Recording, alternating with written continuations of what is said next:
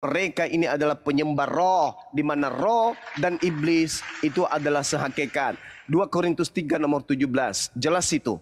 Apa yang diterangkan dalam kitab mereka? Sebab kurios adalah pneuma. Dan di mana ada pneuma, di situ ada kebebasan. Coba. Iblis itu mengajarkan kebebasan atau tidak? Jawab. Iya. Yang non muslim. Yang non muslim tolong jawab. Iblis mengajarkan kebebasan atau tidak?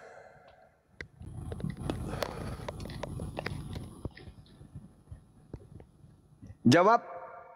Apa beda jin sama malaikat? Pertanyaan saya. Apa beda jin sama malaikat? Apa beda jin sama malaikat? Apakah kemudian kau nanya aja kepala ketua, kau nanya aja kau. Kok emosi? Udah selesai tuh. Pertanyaan saya kan sederhana. Apakah iblis mengajarkan kebebasan?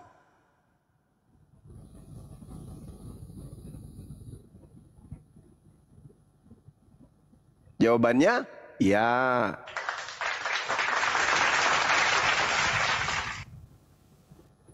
Apakah Paulus mengajarkan kebebasan?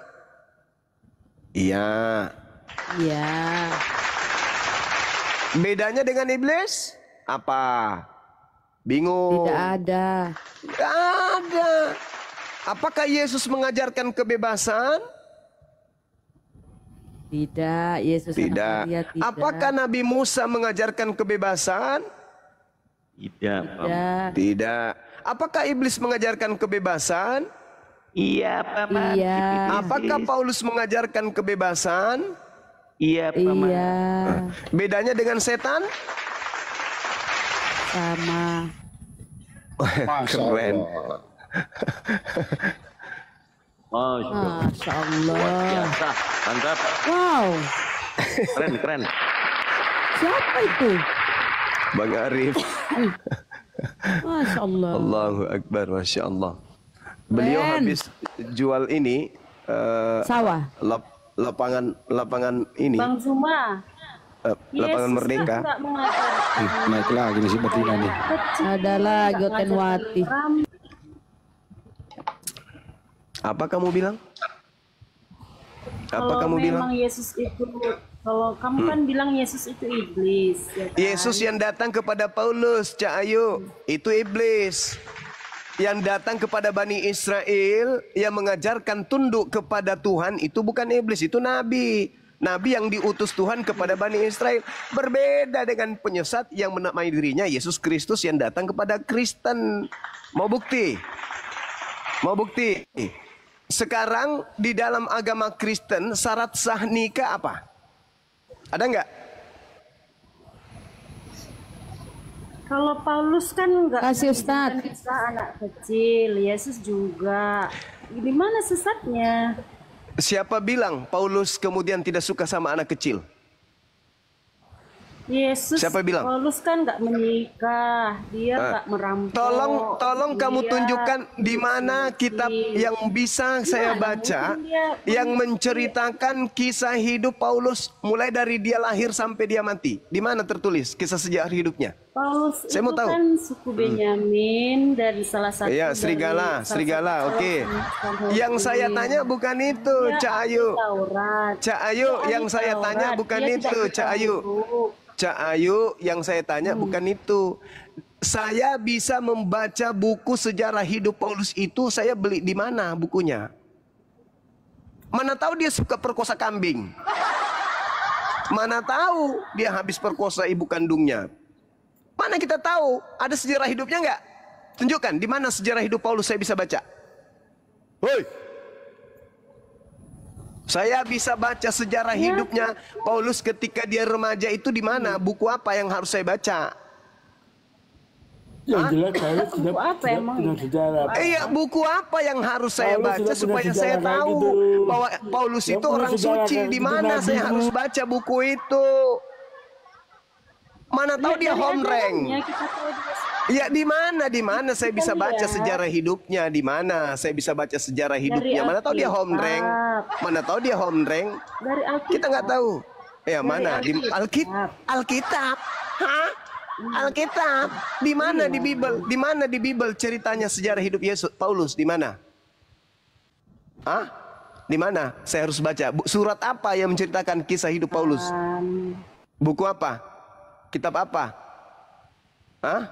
Kita bisa lihat dia itu nyembah setan atau tidak. Saya tanya tentang sejarah hidupnya. Saya tanya tentang sejarah hidupnya. Saya tanya tentang sejarah hidup Paulus itu saya harus baca di buku mana? Supaya saya tahu dia itu orang benar. Hah? Nabimu. Di mana? Saudara, di mana saya harus baca buku tentang sejarah? Di mana? Apa nama kita? Apa nama bukunya di dalam Biblemu itu? Nabimu, hadis. Di mana di Biblemu itu tentang sejarah hidup Paulus itu di mana? Di mana? Di mana? Apa nama kitabnya? Bisa di Google. Iya, di mana? Di mana? Apa nama judul Google-nya itu yang harus saya baca? Udah kau turun aja, kau ke gereja sana minta pendeta. Udah kau ke gereja sana, kau pergi makan pantatnya pendeta, kau hisap sana supaya ke otakmu berfungsi. Pertanyaan saya sederhana, saya harus jempol Paulusmu, kan gitu. Tapi sebelum saya jempol dia orang baik, saya baca kisah hidupnya dulu dong. Buku apa yang saya bisa baca lengkap sejarah hidupnya Paulus? Mana tahu dia homreng. Siapa tahu dia suka perkosa ayam. Kita kan nggak tahu sejarah hidupnya. Nama bapaknya aja kita nggak tahu. Nama ibunya kita tidak tahu. Pada usia remaja dia ngapain aja. Kita nggak tahu. Siapa tahu dia sering tiduri babi. Mana kita tahu. Jumah. Tolong jaga cakapmu ya. Ya, saya bertanya salah nggak? Saya kan bertanya. Enggak, gini aja bos, gini aja. Apa? Lu punya agama, saya punya agama, urus agama masing-masing. Ya udah, kenapa lu membahas agama orang? Ya harus. Lebih bagus gini. Wajib. Juma. Kita hidup ini memperbaiki diri. Itu aja sekarang. Terus? Gak usah lu urus agama orang, gak usah menghina agama orang. Saya tidak pernah menghina agama lu ya. Lah kamu. Saya dengar-dengar lu menghina agama saya. Kamu samamu, agama itu. Gak ada Gurunda menghina, Gurunda di sini ngasih kebenaran bukan menghina. Agama itu apa artinya? Kalian yang menghina itu. Enggak, saya tanya dulu samamu, agama itu apa? Agama tidak kacau. Agama itu apa artinya? Kalau lu agama tidak kacau.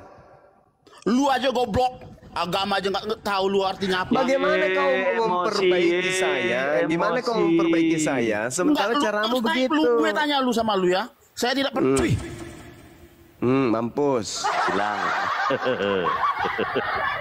Ini Gurunda, biasa emang kalau Kristen itu punya definisi sendiri sama kata-kata bahasa Indonesia. Misalnya hidup kekal. Nah, hidup kekal itu artinya mati dulu 3 hari baru hidup lagi. Hidup kekal itu namanya. Aneh-aneh dia. Selamat artinya diusir sama Yesus dan dikatakan sebagai pembuat kejahatan. Tuhan jadi mayat dulu baru keluar dari kubur. Juga ya. Kawin itu artinya bersatu gitu. Waduh, mantep banget lah.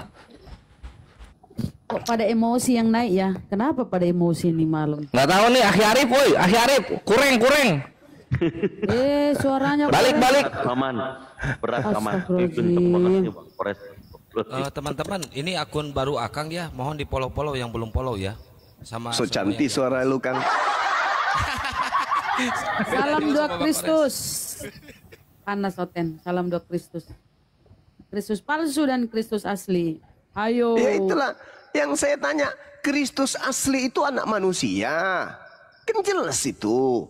Yang datang kepada Paulus, Kristus yang bukan manusia, berarti roh. Pertanyaan saya berdasarkan 2 Korintus 3:17, di situ bukan kata theos yang muncul. Yang muncul di situ adalah kata kurios. Berarti Tuhan yang datang kepada Paulus itu adalah roh. Pertanyaan saya, itu sudah pasti bukan anak Maria dong. Sudah pasti bukan anak Maria. Nah, yang kalian sembah itu roh. Pertanyaan saya, apakah sehakikat dengan iblis yang juga adalah roh? Itu loh pertanyaan saya. Tapi jangan emosi dong, jawab aja. Enggak Bang Suma, kami menyembah roh. Tapi iblis itu bukan roh, iblis itu adalah apa ya? Busa sabun. Buktikan aja, kan gitu sederhana. Kalau Tuhannya umat Islam kan jelas, laisa kamitslihi syai'. Tuhannya umat Islam itu tidak serupa dengan roh. Tuhannya umat Islam tidak serupa dengan apapun. Sama di dalam 2 Samuel 7 nomor 22. Tuhan tidak serupa dengan apapun. Nah, Tuhanmu serupa dengan setan, yaitu roh. Pertanyaan saya, apakah Tuhan yang disembah oleh Kristen ini sehakikat dengan iblis? Tinggal jujur. Jujur, jangan panik, jangan emosi. Kalau tidak terima itu, sampaikan. Nggak enak loh Bang Suma ngomong kayak gitu, tapi faktanya memang gitu. Tolong dong, gimana ceritanya ini? Ya kita diskusikan sama-sama. Karena faktanya kalian menyembah roh. Gak bisa kalian lari. Kalau Anda membawa perkataan Yesus di dalam Yohanes 4 nomor 24, Anda salah mengartikan itu. Yohanes 4 nomor 22. Anda salah artikan. Di situ original teksnya apa? Pneuma hotheos. Apa artinya pneuma hotheos? Roh Tuhan. Bukan Tuhan itu adalah roh. Anda sendiri memelintir dalil dalam Bible kalian sendiri. Yunaninya pneuma hotheos. Apa artinya pneuma? Roh. Hotheos Tuhan. Roh Tuhan. Bukan Tuhan adalah roh.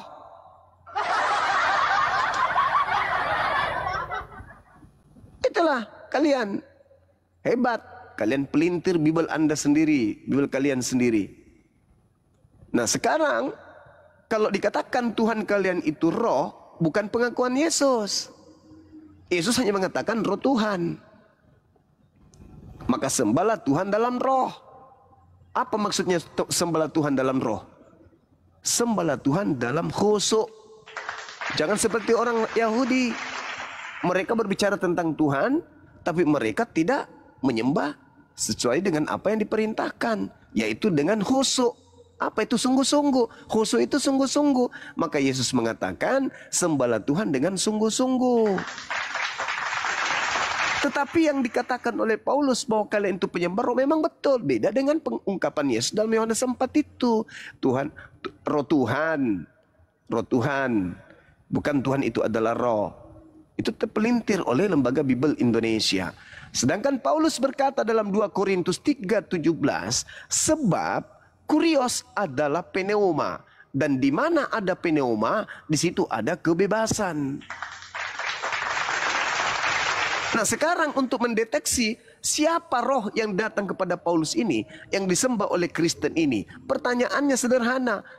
Apakah Tuhan pencipta langit dan bumi membebaskan manusia melakukan apa saja?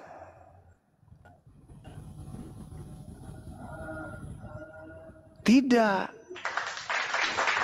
Sedangkan pneuma yang datang kepada Paulus itu adalah membebaskan Kristen dari kuk penghambaan. Pernahkah Tuhan berkata di dalam kitabnya Yahudi, wahai Bani Israel, kalian telah bebas dari menyembahku, hiduplah sesuka kalian, selera kalian, hiduplah. Ada Tuhannya Yahudi pernah berfirman seperti itu? Tidak. Justru dalam Ulangan 4, jangan kau menambahi, jangan kau mengurangi. Peganglah apa yang kuperintahkan kepadamu. Ajarlah anak-anakmu, cucu-cucumu. Pada saat dia baring, pada saat dia berdiri, pada saat dia duduk, pada saat dia berjalan. Ukirkan semua firmanku di pintu-pintu rumahmu, gerbang-gerbangmu, siang dan malam. Jangan kau melupakan aku. Itu Tuhannya Yahudi.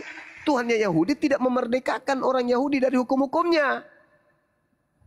Siapa yang menginginkan manusia bebas, tidak menghambakan diri kepada Tuhan? Siapa? Siapa yang mengajarkan agar manusia tidak menghambakan diri kepada Tuhan? Siapa yang mengajarkan itu? Paulus. Nah, Paulus dapat ilmu dari mana? Dari Sibilisis. Nah, tuh. Itu faktanya. Karena hanya iblis yang menginginkan manusia tidak menyembah kepada Tuhan. Begitu Cak Ayu. Jangan pada emosi dong. Dalil. Paulus mengajarkan kalian bebas. Galatia 3 nomor 27. Karena kamu semua yang dibaptis dalam Kristus telah mengenakan sifat-sifat Kristus. Kristus yang mana dulu? Kalau Kristus anak Maria, Anda baca Yohanes 14 nomor 31. Dunia harus tahu bahwa aku mengasihi Bapa, bahwa aku senantiasa melakukan apa yang berkenan terhadap dirinya. Seluruh yang diperintahkan Bapa kepadaku, aku lakukan. Itu Yesus. Sedangkan Kristen diajari untuk memiliki sifat-sifat Kristus. Nah, Kristus mana? Kristus mana yang mengajarkan untuk bebas dari kuk penghambaan kepada Tuhan? Kristus yang mana tuh? Palsu. Kristus palsu. Berarti yang datang kepada Paulus ketika dikatakan dalam Galatia, ketika dikatakan dalam Galatia 4 nomor 7, jadi kamu bukan lagi hamba, melainkan anak. Jikalau kamu anak, maka kamu juga adalah ahli waris Tuhan.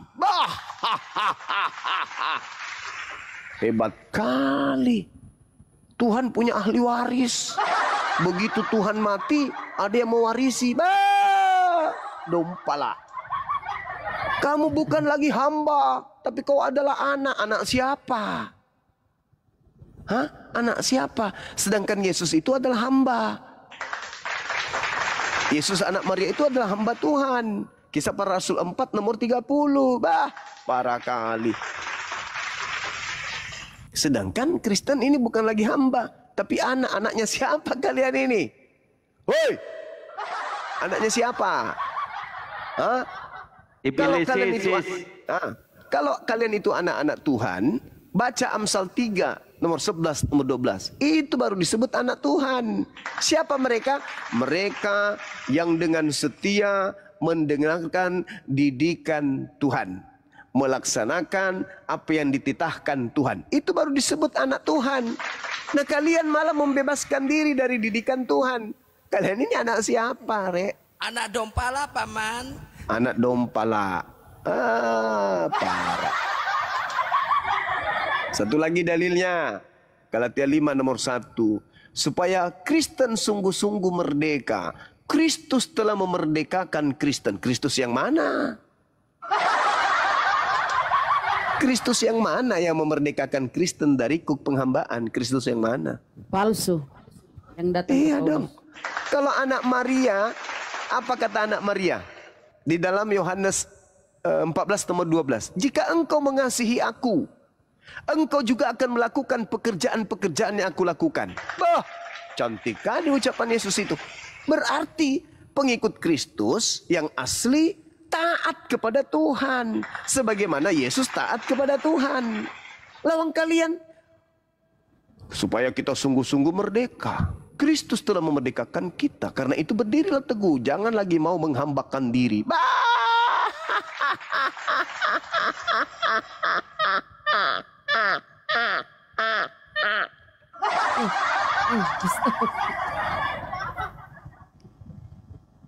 Tuhan mengutus para nabi supaya nabi mengajarkan kepada manusia untuk menghambakan diri kepada Tuhan dengan cara yang benar. Oh, ini ada Kristus yang justru memerdekakan Kristen dari menghambakan diri.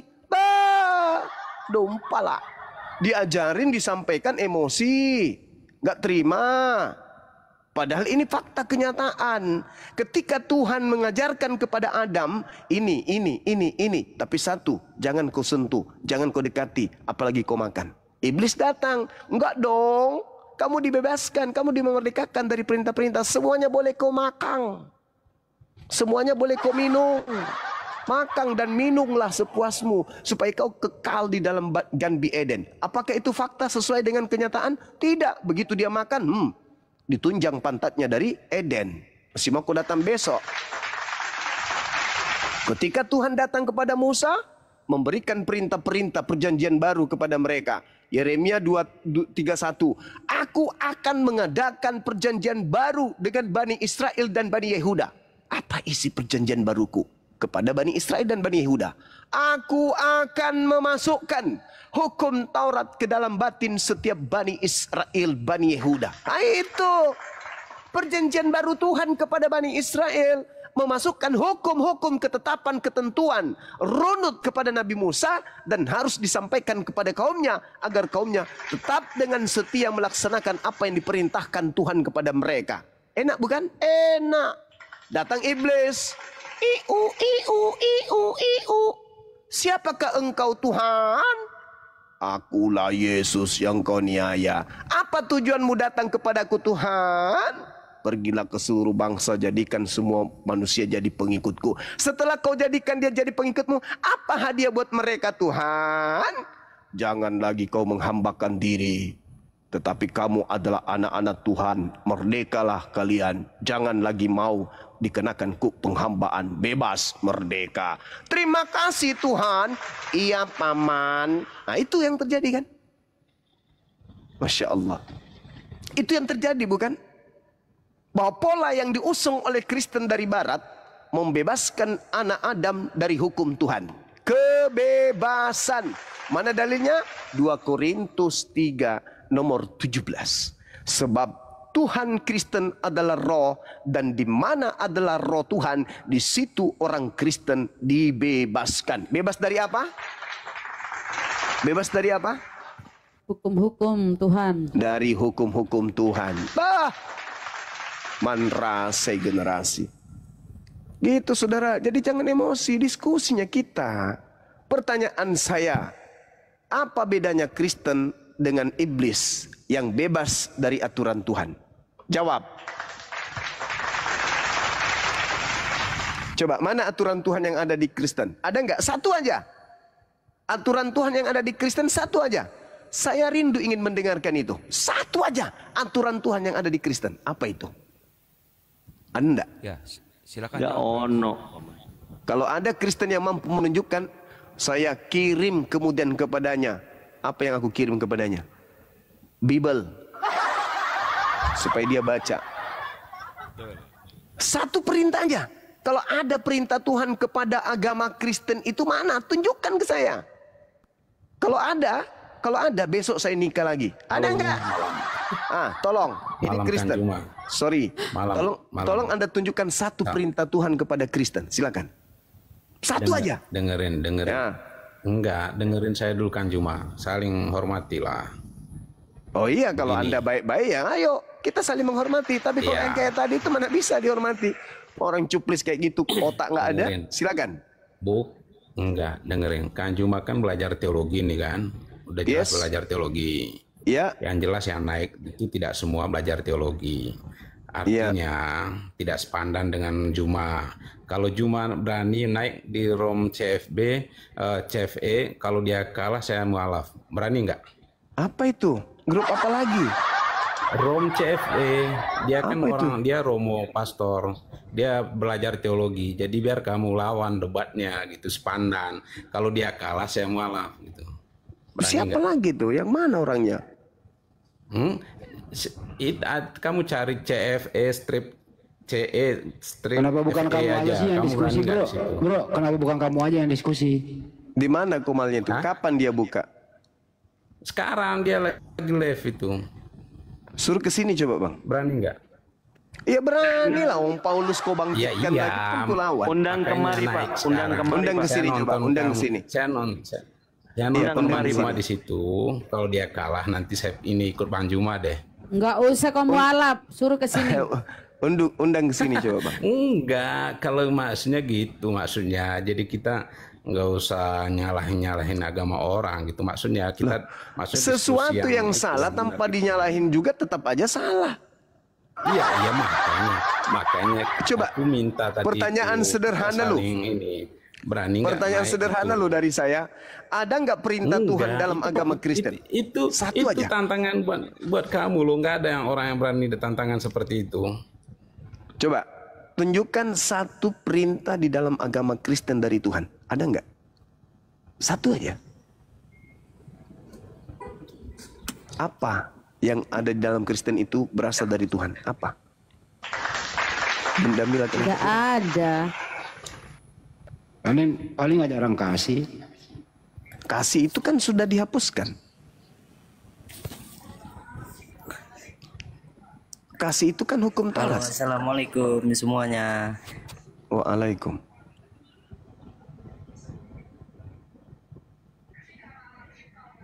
Waalaikum.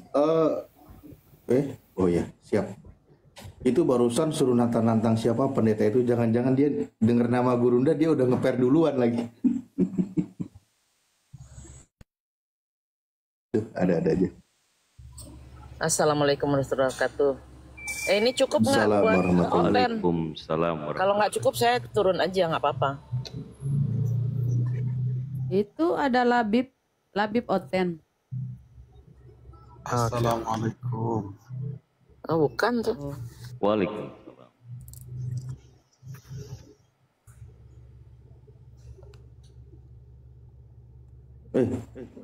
Gurunda. Gurundanya kemana? Oh, mental ya? Ya Allah. Bukan, tadi Bapak tadi nyuruh-nyuruh, coba kasih tahu aja Pak, naik kapal sini, nanti mau hatuha, kami diem kok. Dari tadi pun, waktu guru kami berbicara, kami umat Islam tertib. Nggak ada yang motong. Kami tertib. Justru malah teman-teman Kristen yang malah pada sibuk. Nah, coba silahkan suruh naik ke sini, Bapak saksikan sendiri. Kita siapkan porsi seadil-adilnya, ayo kita diskusi gitu. Sampaikan kepada beliau ya.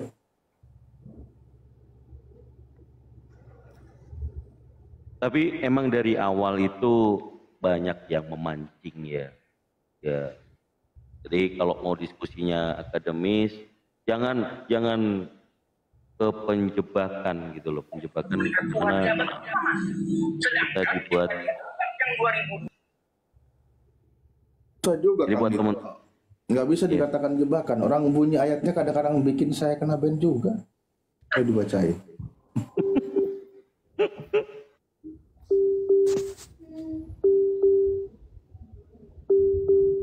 Ya, Firman, selamat malam.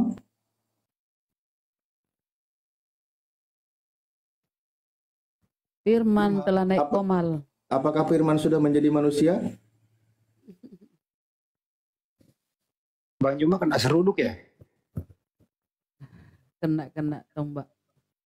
Oh enggak. Pental. Memang berat tema ini ya. Salam dua Kristus. Kristus palsu dan Kristus asli anak Maria. Berat kawan. Gak akan mungkin ada yang bisa menjawab. Selain apa? Selain mu'alaf atau kalian jadi ateis. Atau emosi. Betul Gurunda. Emosi jadi tantrum. Tantrum.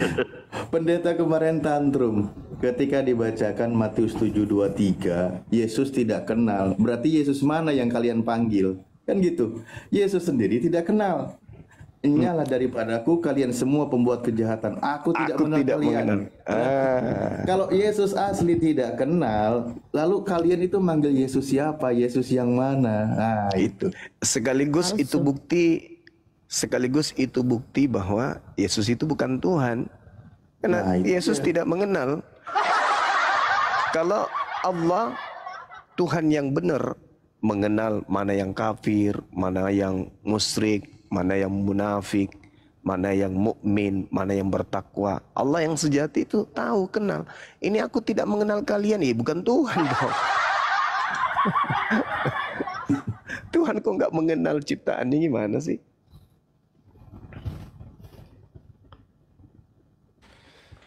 Ini aku udah cek ombak argumen Gurunda yang dua Kristus itu.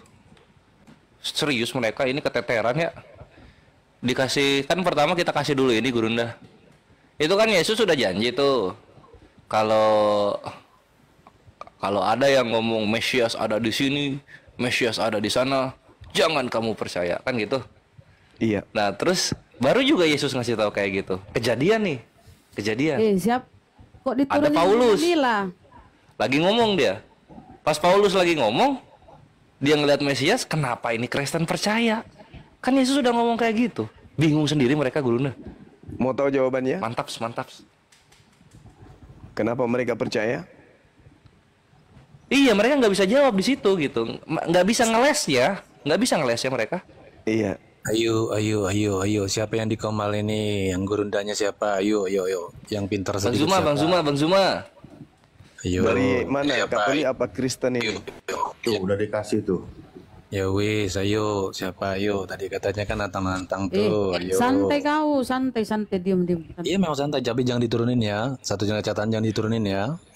Iya. Dari mana dulu Bang? Katolik apa Protestan? Saya Kristen. Ya Kristen itu kan banyak, ada Katolik. Ini Gurunda, kalau mereka ngomong Kristen jatuhnya Protestan itu. Karena kalau Katolik mereka pede ngomong Katolik. Oh. Lanjut. Iya. Gak apa-apa lah, yang penting pengikut Kristus. Kristus yang mana? Ah, kan langsung. Kristus yang mana? Kan ada yang Kristus palsu. Yesus lah, nggak mungkin Yesus Muhammad. Iya, kan ada yang palsu. Palsu Muhammad kali, nggak ada Tuhan. Nggak ada cerita, nggak pernah. Nabi kami nggak pernah datang ke murid Yesus yang ada di Bukit Zaitun. Nah, sekarang mantap Gurunda. Yesus menasehatkan murid-murid yang ada di Bukit Zaitun waspada kepada Kristus palsu. Yang datang kepada Kristus palsu. Mana ayatnya? Kau paparin sekarang kalau kau berani. Matius 24 nomor 24. Saya paparin. Mana ada di Kristus palsu di situ? Oke, baik. Tenangkan diri Anda. Saya akan jelaskan kepada saudara. Dengarkan baik-baik. Jangan tipu daya. Dengarkan baik-baik. Saya memang mengharapkan ada Kristen yang bisa menjadi corong untuk saya menyampaikan misi penyelamatan terhadap saudara-saudara Kristen. Dengarkan. Ketika Al-Quran saya mengatakan wa ma qatalu wa ma salabu walakin syubbiha lahum. Al-Quran saya mengatakan kepada Nabi Muhammad tentang kejadian tersebut. Mereka tidak membunuh oknum itu dan mereka tidak menyalibkan oknum itu. Melainkan mereka diserupakan bagi yang mereka bunuh itu dengan Nabi yang datang tanpa ayah di tengah-tengah Bani Israel. Dan itu pun terjadi.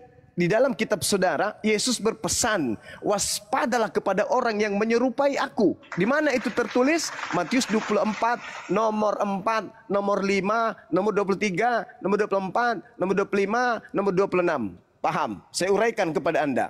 Ketika Yesus ada di Bukit Zaitun, datang murid-muridnya bertanya, wahai guru, ini pembicaraan rahasia, pembicaraan pribadi antara Yesus dengan orang-orang yang dikasihinya. Apa tanda kedatanganmu? Dan apa tanda akhir zaman?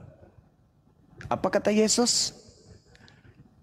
Tanda kedatanganku adalah seperti kilat yang menyambar dari timur sampai ke barat, yang seperti kilat yang menyambar dari timur sampai ke barat. Demikianlah kelak nanti tanda kedatanganku. Sebagai manusia, aku datang sebagai manusia. Berarti dia tahu dong. Aku akan datang memancar seperti kilat dari timur dan barat. Berarti dia tahu dong. Iya dong. Kan murid-muridnya tahu. Kamu tak mengakui. Sabar. Belum selesai. Saya uraikan dulu, nanti Anda tanggapi. Kemudian Yesus melanjutkan, tanda ketika aku yang datang, matahari menjadi gelap, bulan tak bercahaya, bintang-bintang berjatuhan, kuasa langit berguncang, akan nampak anak manusia di tengah langit. Manusia di atas muka bumi seluruhnya akan meratap dan seluruh manusia akan melihat anak manusia di tengah langit. Itu tanda kedatanganku. Dan itu sekaligus tanda akhir zaman. Kalau ada orang yang berkata kepadamu, lihat Mesias ada di sini, lihat Mesias ada di sana. Apa kata Yesus? Jangan kamu percaya. Waspadalah agar kau jangan disesatkan. Sebab akan banyak penyesat datang dengan memakai namaku dan berkata akulah Kristus. Dia akan menyesatkan banyak orang. Oke? Nah, apabila ada orang berkata ada Kristus di sini, ada Kristus di sana, jangan percaya. Jadi murid-murid Yesus di Bukit Zaitun diajarin untuk tidak percaya ketika ada orang yang mengaku bertemu dengan Kristus di padang gurun. Pertanyaan saya kepada saudara, tolong Anda jelaskan. Ketika Paulus mengaku bertemu dengan Kristus di padang gurun, mengaku bertemu dengan Kristus di dalam bilik rahasia alias penjara. Perintah Yesus kepada murid-muridnya di Bukit Zaitun, percaya atau jangan percaya? Silakan. Percayalah. Hah? Kalau dia mau nampakkan diri itu apa? Apa? Coba. Percaya dong. Lo jangan dong. Ini kan saya lagi yang lagi mau bicara, saudara. Iya, oke. Tolong jawaban Anda itu disertai dalil perintah percaya. Silakan. Iya, kamu percaya. Dalil. Kok dalil sih? Kan udah Lah, ada iya yang dong. menemui Paulus atau Saulus itu di padang gurun itu. Di Bukit Zaitun mereka mendapat pesan, apabila ada orang mengaku ada Mesias di sini, ada Mesias di sana, jangan kamu percaya. Camkanlah aku telah mengatakannya kepadamu terlebih dahulu. Jika ada orang berkata ada Kristus di padang gurun, ada Kristus di dalam bilik, jangan kamu percaya. Itu dalil. Nah, ketika Yesus mengaku bertemu dengan Kristus di padang gurun, perintah Yesus percaya atau jangan percaya? Jawab. Percaya. Mana dalilnya? Dia itu kata-kata. Mana dia dalilnya? Itu. Jangan Mana dalilnya? Dulu, Zuma. Kamu jangan ngomong ya. Dalil dulu dong. Dalil dulu, baru bernarasi. Dalil dulu. Kenapa kamu belum apa-apa udah takut dulu? Bukan. Kami bukan jemaat gereja. Karena yang ada tertulis di situ. Kalau mau pakai dalil, ntar saya keluarin dalil. Yang ada tertulis di situ jangan percaya. Yang tertulis jangan percaya. Iya, memang nggak apa-apa. Loh, kok nggak apa-apa? Berarti kamu nggak percaya kepada Yesus. Berarti kamu nggak percaya kepada Yesus. Ada di padang gurun dan di dalam bilik. Berarti kamu tidak percaya kepada Yesus karena perintah Yesusnya jangan percaya. Kamu kan bilang jangan percaya dengan nabi-nabi apa gimana itu. Untuk Matius 24 ayat 26. Jangan kamu percaya kalau ada orang mengaku bertemu dengan Kristus di padang gurun. Dalil nih sekarang, oke? Mana dalilnya? Percayalah. Mana? Tolong. 2 Petrus 2 ayat 4 disesatkan oleh iblis yang disimpan di gua-gua gelap. Siapakah itu? 2 Petrus 2 ayat 1 menyangkal penguasa yang telah menebus manusia di atas kayu salib. Siapakah itu? Coba Yeremia teman-teman. 23 ayat 15 mati minum racun. Siapakah itu? Coba teman-teman. Apa nyambung? Kamu kan minta dalil, saya keluar dalil. Saya minta dalilnya di mana Yesus memerintahkan ketika ada orang mengaku bertemu dengan Yesus di padang gurun. Mana dalilnya? Percayalah. Mana? Tadi saya sudah menunjukkan dalilnya, jangan percaya. Anda memutarbalikkan, percayalah. Mana dalilnya? Silakan. Kita ketemu besok aja sama Tuhan Yesus, kan bukan urusan itu dong. Dia kan Tuhan. Kayak gini. Gini loh maksud Gurunda tuh gini loh, Kadobo. Itu kan Yesus ngomong, kalau ada yang Mesias turun di gurun, Mesias turun di mana di gunung, jangan percaya. Matius 24 kan kayak gitu. Nah, terus kejadian nih. Ini ada Paulus ketemu sama Mesias di padang gurun Damaskus. Kenapa dipercaya sama Kristen gitu loh? Ya memang dia kan memang Kristus, memang Yesus ketemunya. Kan kata Yesusnya jangan. Ya kenapa jangan? Lah, kenapa Yesus? Itulah saya katakan kalian itu bukan pengikut Kristus Yesus anak Maria. Kalian itu pengikut setan. Yesus yang mengajarkan. Diam dulu. Diam dulu. Yesus yang asli mengatakan jangan percaya.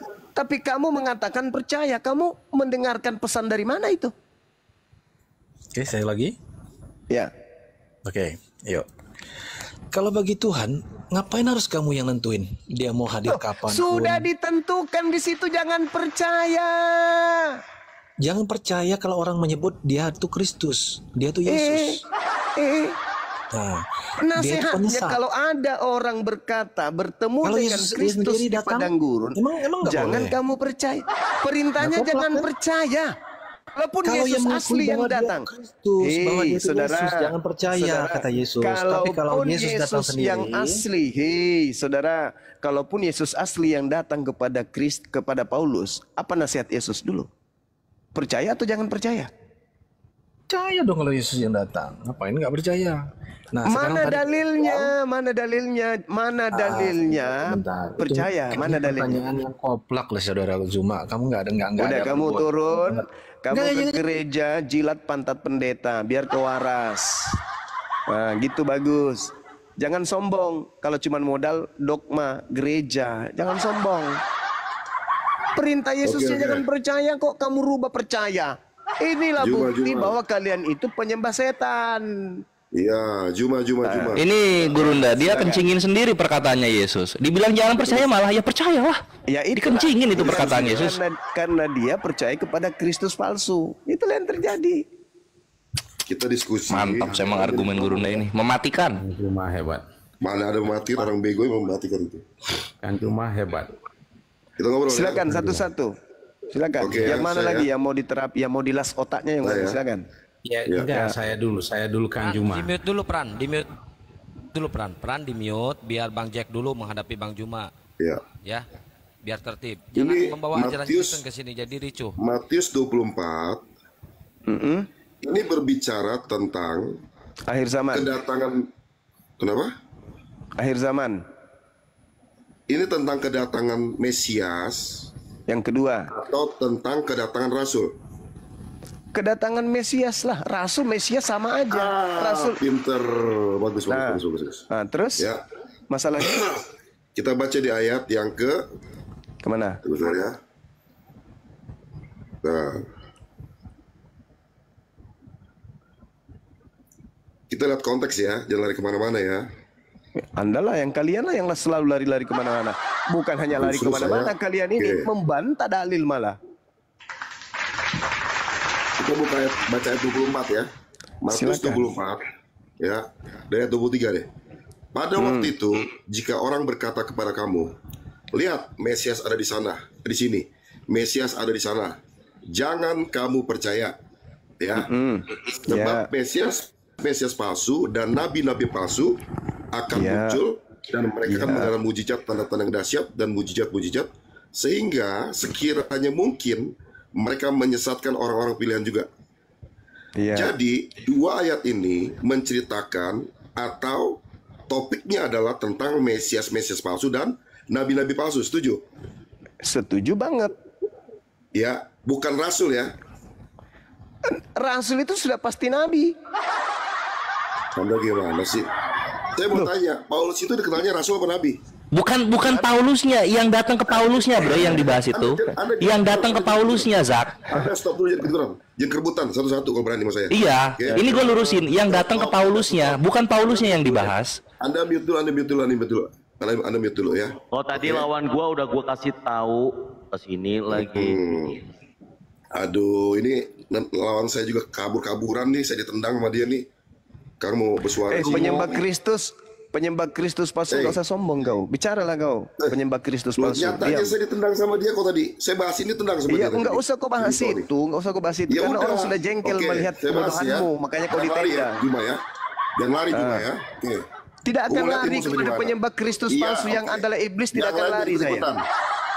Kau berbaris sampai di lapangan Senayan sana saya. Kau punya pemahaman ngaco semua itu, ya. Ya, silakan kau jelaskan silakan ya. Mesias palsu dan nabi-nabi palsu akan muncul dan mereka mengadakan tanda mujizat ya. Ini berbicara tentang topiknya bukan tentang kedatangan Paulus menjadi rasul. Tetapi ini tentang kalau benar enggak di situ berbicara mengenai Kristus palsu? Jangan kemana-mana. Saya bertanya, benar enggak itu berbicara mengenai Kristus palsu? Yang mana ini? Iya. Betul, tapi topik utamanya adalah ini berarti ada Kristus palsu. Akui dulu. Kristus palsu yang datang itu, dengar baik-baik ya. Itu berarti ada kan? Setiap yang datang itu palsu, setuju gak? Berarti ada kan Kristus palsu? Tapi gak semua palsu kan? Kalau yang bukan palsu, yang bukan palsu diikuti dengan tanda bintang-bintang berjatuhan dari langit, itu bukan palsu. Matahari menjadi gelap, bulan tak bercahaya, kuasa langit berguncang, akan nampak Mesias asli di tengah langit. Itu kalau asli. Kalau palsu selain daripada itu, pertanyaan saya, apakah tanda itu menyertai Kristus yang datang kepada Paulus? Tidak. Asli atau palsu itu? Nah, saya mau tanya sama Anda dulu. Asli atau palsu? Asli atau palsu? Kok? Tunggu dulu sebentar. Asli atau palsu? Yang mana? Jangan kau pura-pura gila ya. Katanya kau hebat. Tunggu sebentar. Tanda-tanda ketika yang asli datang, langit berguncang, bintang berjatuhan, matahari tidak berfungsi, bulan tidak berfungsi. Anak manusia akan nampak di tengah langit dan seluruh manusia akan menatapnya. Pada saat oknum Kristus, dengar, pada saat oknum yang mengaku Kristus datang kepada Paulus di padang gurun, apakah tanda-tanda itu ada? Oke, saya jawab ya. Ya. Di perikop ini menceritakan apakah Yesus itu datangnya secara perorangan atau secara kepada banyak orang? Jawab. Seluruh manusia di atas muka bumi ini akan melihatnya. Betul. Betul. Sekarang apakah seluruh manusia melihat oknum Kristus yang datang kepada Paulus? Ini membahas yang tentang semua orang atau perorangan, saya tanya. Saya ulang pertanyaan saya. Apakah Kristus yang datang kepada Paulus itu dilihat oleh seluruh umat manusia di atas muka bumi atau tidak? Ini bukan kedatangan, ini mulai ngaco, mulai pura-pura bingung, mulai pura-pura gila, mulai pura-pura otak gak berfungsi. Ente yang baca dalil, ente pula yang kencingi dalil. Ketika kemudian ditanya oleh muridnya, apa tanda? Yesus ditanya, apa tanda kedatanganmu? Yesus uraikan enggak tanda kedatangannya? Betul. Tapi kedatangan siapa? Apa uraiannya ketika Yesus mengatakan tanda kedatanganku? Untuk seluruh umat manusia. Untuk seluruh umat manusia. Untuk semua orang. Nah, berarti nggak tepat buat Paulus ini. Nah, sekarang apa pembandingnya? Ketika hal itu tidak terjadi, maka ketika ada orang mengaku ada Mesias di sini, ada Mesias di sana, dan tanda itu tidak ada, pertanyaan saya, perintah Yesus percaya atau jangan percaya? Perintah Yesus tentu percaya, tapi untuk semua orang, bukan untuk perorangan seperti begini. Paham gak? Yo, ketawa. Tunggu sebentar. Kan Yesus bilang, aku datang, nanti orang banyak akan melihat. Ini kedatangan yang untuk banyak orang. Sekali lagi. Ketawa gak ngerti. Ketawa dalam kebodohan ini. Kamu wajib membela Kristus palsu, wajib. Tapi kamu harus menahan malu dan ditertawakan. Kamu wajib mempertahankan Kristus palsu. Ya harus. Perintah Yesusnya percaya atau jangan percaya? Saudara, saya mau tanya sama Anda makanya. Perintah Yesusnya percaya atau jangan percaya? Tunggu dulu. Pertanyaan saya, menurut Yesus percaya atau jangan percaya? Ayo, jangan pura-pura gila dong. Jangan di-mute. Anda takut kalah sama saya. Udah kebiasaan apologet kalian nih. Pertanyaannya, ketika ada yang mengaku bertemu dengan Kristus, kedatangan Tuhan Yesus secara umum, tanda apa yang menyertaimu ketika kamu datang? Saya jawab. Jangan di-mute. Biarkan tabrakan suara kita. Dengarkan. Ketika Yesus ditanya, apa tanda kedatanganmu? Nah, pertanyaan saya, tanda kedatangan Yesus apakah ada pada saat ada oknum mengaku Kristus kepada Paulus? Ada atau tidak ada tanda itu? Itu untuk perorangan, bukan untuk secara umum. Saya tidak ingin kamu itu menyesatkan dirimu sendiri. Pertanyaan saya, Anda harus konteks aslinya dong. Tulisannya seperti apa tertulis? Baik. Apakah Yesus ketika ditanya apa tanda kedatanganmu, Yesus mengatakan kalau tanda kedatanganku untuk kiamat begini, tapi kalau untuk satu orang begini. Apakah Yesus menerangkan seperti itu atau itu asumsi Anda saja? Bilang itu asumsi Anda atau itu penjelasan Yesus? Makanya Anda gak ngerti. Ini dengan baik-baik ya. Kedatangan di Matius 24 ini, dia datang dalam wujud seperti manusia. Betul. Seperti di Kisah Para Rasul 1, dia akan tolong Anda tunjukkan di mana Yesus menerangkan. Tolong. Di mana Yesus menerangkan tanda kedatangannya? Di mana Yesus menerangkan tanda kedatangannya selain daripada tanda-tanda yang diceritakan itu? Jawab. Oke, kita buka Kisah Para Rasul. Buka Kisah Para Rasul. Iya, silakan. Silakan. Kisah Para Rasul 1 nomor 11. Nomor 11. Bukan, nomor. Aku siap, barakallahu fik. Jadi Ya, nomor oke, berapa? oke. Silakan. Ya, betul nomor 11 ya, nomor 11 ya. Oke. Mampus. Ya, dan berkata kepada mereka, Hati-hati. ya, tunggu sebentar. Tunggu bentar Juma ya. Hai Ya, orang-orang silakan. Galilea, Ya. mengapakah kamu pergi melihat ke langit ya? Yesus ini yang terangkat ke sorga meninggalkan kamu akan datang kembali sama dengan seperti cara yang sama seperti kamu melihat dia naik ke sorga. Jelas dulu situ ya. Ya, pertanyaan saya, ketika Yesus naik ke surga, dia dengan lengkap dagingnya atau tidak? Jelas dia punya tubuh kemuliaan. Saya tanya lengkap dengan dagingnya atau tidak? Iya. Dengan Yang tubuh datang kemuliaan. yang datang kepada Paulus lengkap daging atau tidak? Nah, makanya saya jawab dulu. Jangan ketawa Anda, Anda sudah ketahuan kebodohan ini. Ini makanya Anda tunggu sebentar. Loh, Usiamu masih muda anakku. Kamu belum sanggup menghadapi langsung. Kamu butuh 100 tahun untuk belajar menipu anak. Bang Suma itu berat anak. Kamu belum sanggup menghadapi dengan kebohongan-kebohonganmu anak. Takut kalah. Itu aja terus takut kalah. Itu aja terus. Ya, itu aja makin terus. bahas dong. Sekarang pertanyaan saya, ketika Anda membawa Kisah Para Rasul 1 nomor 11, Yesus naik dengan daging, akan turun kedua kalinya dengan daging. Pertanyaan saya, yang datang kepada Paulus lengkap dengan daging nggak? Enggak. Berarti yang datang kepada Yesus Paulus itu siapa? Hah? Sibilisisis. Makhluk roh yang diterangkan di dalam kitab saudara 2 Korintus 3 nomor 17 itu. Kristen penyembah roh. Roh adalah makhluk halus. Sama seperti iblis. Iblis juga makhluk halus, makhluk roh.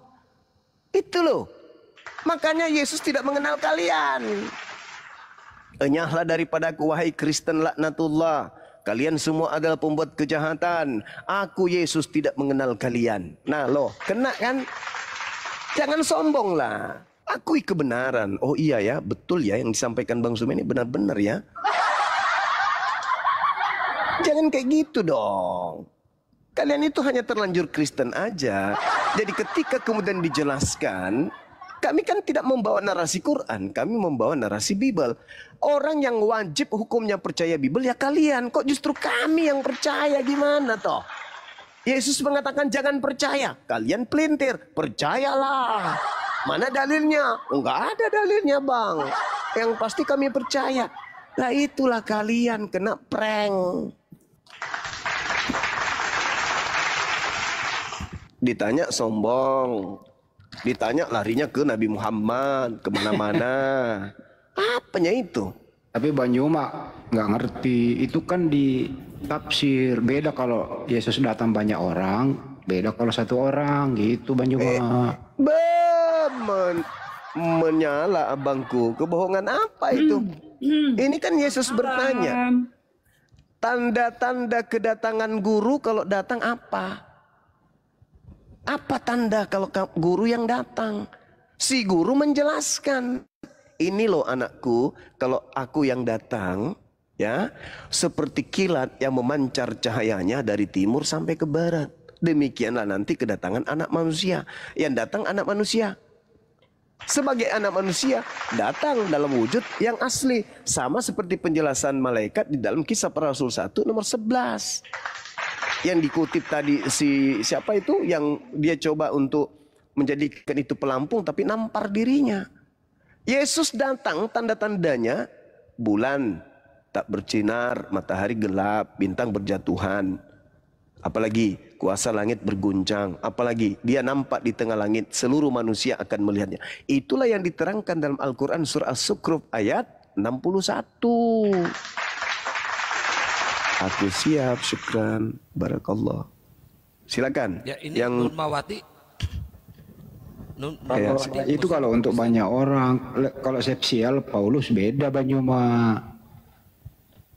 Ya kan Yesus mengatakan kalau ada yang mengaku, kalau ada orang loh, kata Yesus. Kalau ada orang berkata, Paulus orang enggak? Orang. Berkata enggak ada Mesias? Berkata. Kata Yesus percaya atau jangan percaya? Jangan. Jangan kalau waras. Kalau sudah gila ya percaya.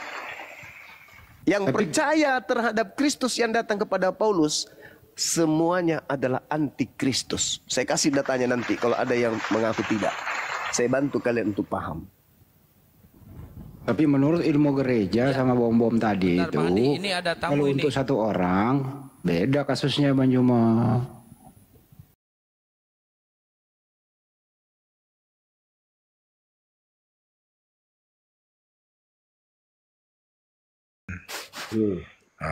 Innani anallah la ilaha illa ana fa'budni wa aqimi salata li dzikri kan.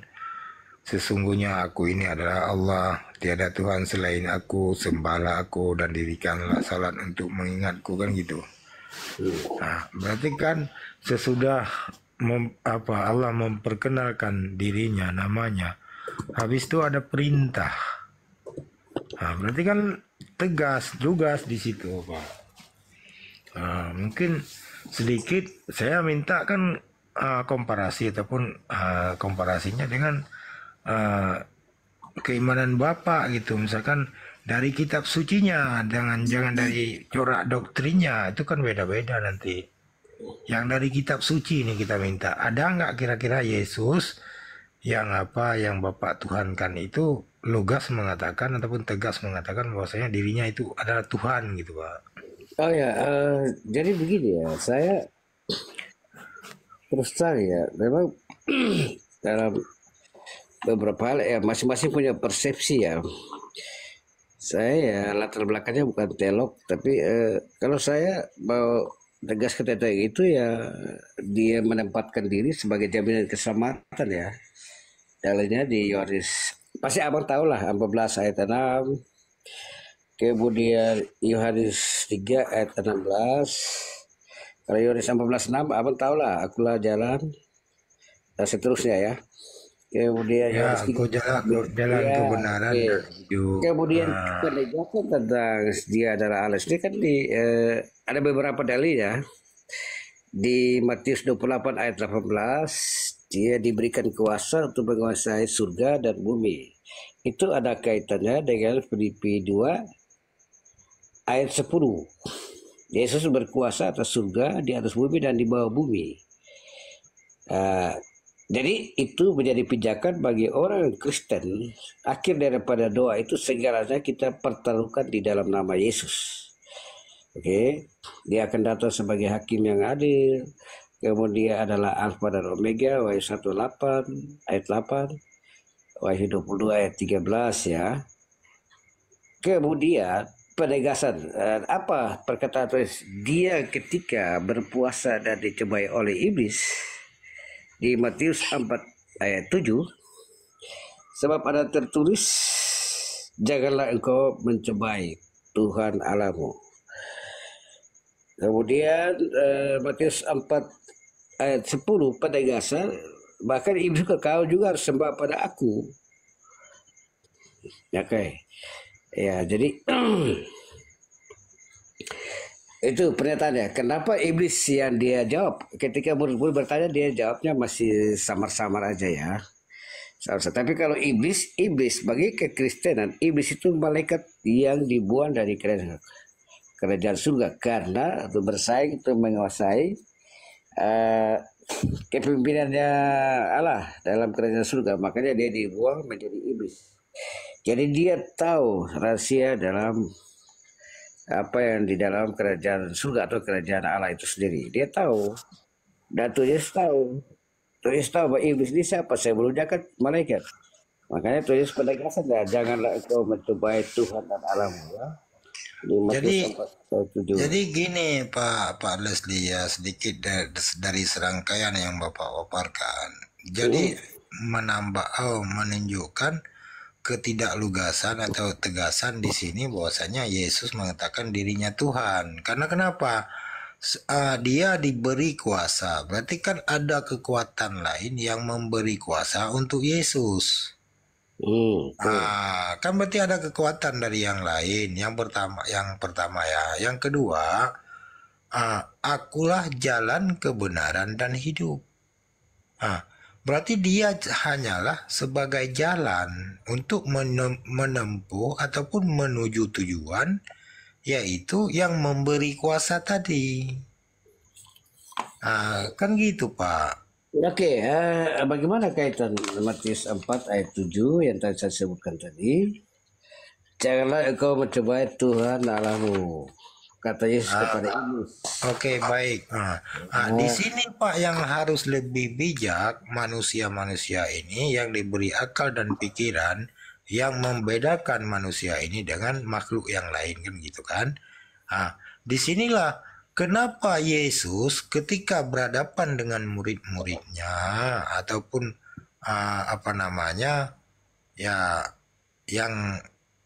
yang bersama-sama dengan dia semasa dia di bumi gitu kan, dia kenapa nggak tegas bahwasanya dia memberitakan bahwasanya dirinya Tuhan? Kenapa harus kepada iblis gitu? Tapi kan janganlah kamu mencobai Tuhan Allahmu, hanya kepada dialah engkau berbakti. Ya, Yesus kan tidak menunjukkan dirinya gitu. Dia kan sama juga, sembahlah Tuhan Allahmu, kan gitu. Berarti kan kepada iblis